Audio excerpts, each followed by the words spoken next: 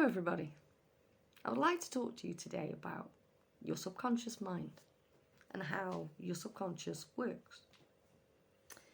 Our subconscious mind is filtering all the time information, simple information like music, colours, emotions of others, sounds, hence why social media is very good at keeping in information that you're learning from scrolling up and listening or seeing adverts. This is how adverts work. They work upon your subconscious mind. When we are young, our subconscious mind is still developing. So it takes construction of the neural pathway, which closes the pathway of any independent thought. This is why schools believe in repetition of saying your mathematics, also your ABCs, things like that. Because as we all know through the schooling system, that repeating the same thing over and over and over again will open another neural pathway in your brain so that you could remember more. This repetition then overloads the subconscious mind. Basically, that is to push through the subconscious by overloading with set of information so that no other thought about any colour, shape or personal idea of it could break down this neural pathway to avoid critical thinking. I'll give you an example. When I was a child at junior school, I must have been about 6 years old.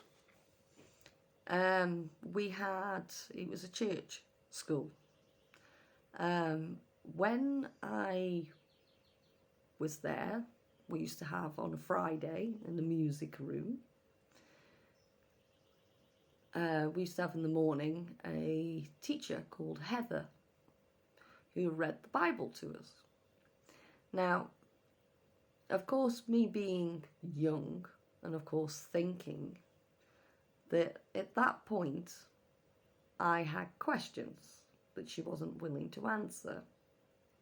So I was sent out because I was considered as disruptive when I turned around and said, well, I don't think that Jesus Christ was actually white. I believe that by the sounds of it, he would have been sort of, at the time I was young, so I believed Middle Eastern. So each time that I had a critical thought, I was cast out because I wouldn't listen to what was being said. I had my own critical thinking. And in a way, I think that actually that was beneficial, really. It was a good thing because it helped me to formulate my own thoughts with discernment. Now, to understand your own patternings, you have to think backwards in your life of when you were young, as far back of a memory as you can, and think about what actually was happening at that age. What were you watching? What songs were on the radio? What kind of things that was going on around you at that time in your life? What books? Go and explore parts of your childhood, because you'll find by the age of 5 years old, our brains itself decides its own conscious level. So we all begin to start thinking for ourselves. And when our conscious mind is on, we are more capable of deciphering between information that we have heard and seen, whether or not we like it or we have dislikes. Because our conscious mind takes over and we become disassociative with one person's narrative. Also, by the age of 5 years old, the more repetition that we have heard or seen would also create a freeze in the subconscious, because the conscious level is now thinking for itself, wherefore when we were small and young babies, we only had one, which was to survive.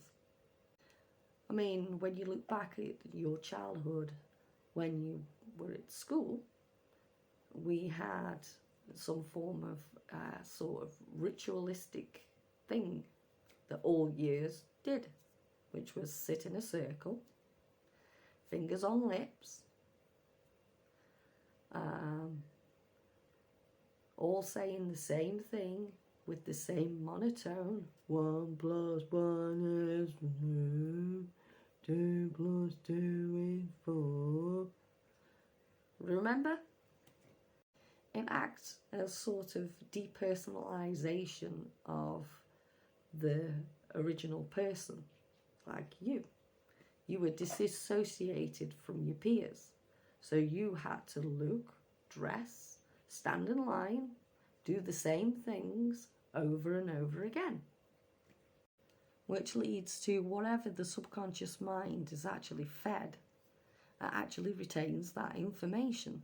Now, when we get to a particular age in our life, around about our late 20s and early 30s, we can have moments where we remember things that we've previously forgotten. That is natural because it's your subconscious mind filtering. And how we help our subconscious mind to defilter is by occasionally going within our memories, exploring bits that we previously had seen, heard, or even what we felt at some point. So looking back and remembering is sort of a good thing. At this moment, you can see there's quite a lot of us on the big Gen X movement who are actually talking about their childhood, which is actually deprogramming from the subconscious mind. I'll speak more about it another time, on how to help yourself of removing anything out of your subconscious mind that you feel is a repetitive loop. I'll speak to you all soon.